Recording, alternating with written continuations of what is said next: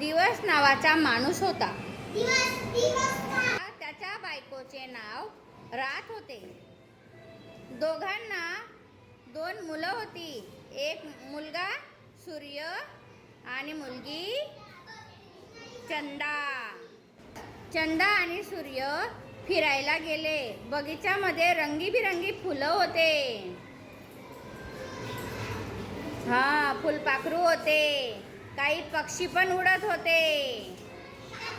त्या जंगलामध्ये एक अजगर होता. अजगरने मुलांना पाहिले आणि त्याला वाटलं, अरे वा, 2 मुलं येत आहेत, आता मी त्यांना खाऊन जातो. त्याने एकच झपाट्यामध्ये दोन्ही पोरांना गिळून घेतलं. तर झोपण्यासाठी तो नदी किनारी गेला. आणि रात्र दोन्ही चिंता करायला लागले, अरे आपले पोरं कुठे गेले, आपण त्यांना शोधू.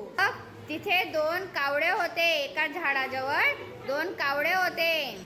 त्या कावळ्याने सांगितलं, तुमचे मुलं तर अजगरच्या पोटात आहेत. कावळे एवढं सांगून उडून गेले.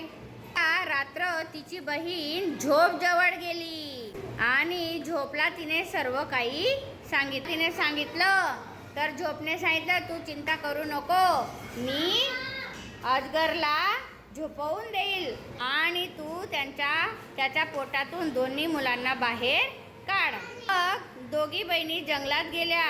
त्यांनी बघितलं, अजगर झोपलेला आहे. झोपने एक जादू केली आणि अजगरच्या डोळ्यात घुसून तिने त्याला झोपवून दिले.